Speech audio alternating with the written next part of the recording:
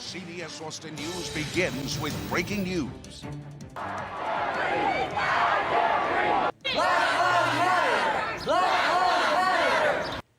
Protests erupt in several spots across downtown Austin today over the death of George Floyd in Minneapolis and Mike Ramos here in Austin, who died in an officer-involved shooting in April. Every APD officer working today was in the downtown area, moving to multiple scenes, starting out at APD headquarters, where the building was vandalized and some APD units were defaced with vulgar language.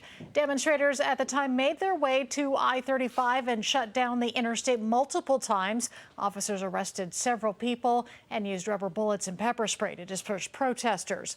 Other protesters then went to the state capitol and Austin City Hall, where streets were shut down. We do have team coverage tonight. CBS Austin's Tristan Balagtas is live downtown after following those protesters to the Capitol. But first, CBS Austin's Christian Flores is live in front of APD headquarters, where thousands of protesters started off. Christian, what's the situation like now? Well, we've been in front of APD headquarters since about 11:30 this morning. Hours later, several hours later, you can still see there's a sizable crowd out here, though. A large number of protesters did march west toward the Capitol. But you can see that APD headquarters right now is being guarded by state troopers in riot gear, as well as a number of APD officers on bicycle. I'm going to have our photojournalist, Jason Rivera, zoom out to show you this light pole on the corner of 8th Street and the I-35 service road. You can see some charring over there. That happened when a couple protesters did light a flag on fire. Shortly after that, however, that's when protesters crossed the I-35 service road. They marched up this ramp to get onto I-35. That was the first time this afternoon they got onto I-35. They're no longer there right now, but you can still see APD officers and state troopers are guarding I-35 to keep protesters off. I'm going to show you some video we got throughout the day, because this is a trend that happened numerous times throughout the day, where protesters would get up close to I-35. Officers and protesters would get face to face, and then officers who are armed with batons and rubber pellet guns would either hit protesters with batons or spray pepper spray or fire multiple rounds of those rubber pellets, and did see at least one protester with a pretty big welt from one of those rubber pellets. Now, Governor Abbott did deploy 1,500 state troopers to assist APD in today's response. This is the first of two protests this weekend. Tomorrow, there's also going to be a protest scheduled in front of the state capitol. Now, obviously, protesters here have the death of George Floyd in Minneapolis and police custody in mind, but they're also here, as you mentioned, for Mike Ramos, who was killed by an Austin police officer in an officer-involved shooting a little more than a month ago in a southeast Austin apartment complex parking lot. We're going to go ahead and let you listen in to what protesters had to say about these protests today. Now we're seeing people on video, we're seeing people being captured.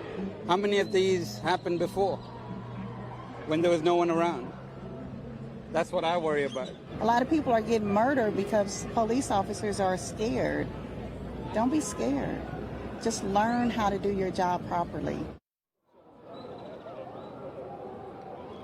And again, this is the first of two protests this weekend. We were here last night where, again, protesters did gather out here in front of APD headquarters. Now, last night, it was a little more active, a little more activity up until about 2:30 this afternoon, when protesters and officers did get face-to-face right by I-35. Last night, we did see multiple times where officers who were guarding APD headquarters actually had to advance and push protesters back before they themselves retreated.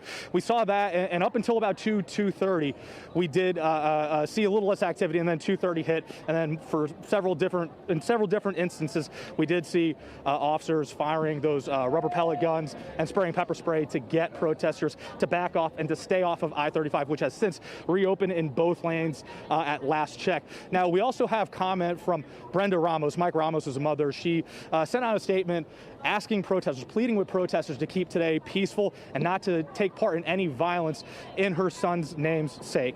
We're obviously going to be following along with this all night long. As soon as we get any more information or get any more developments, we'll be sure to keep you updated both on air and on social media, on Facebook, Twitter, and online at cbsaustin.com. For now, reporting live at APD headquarters, Christian Flores, CBS Austin News.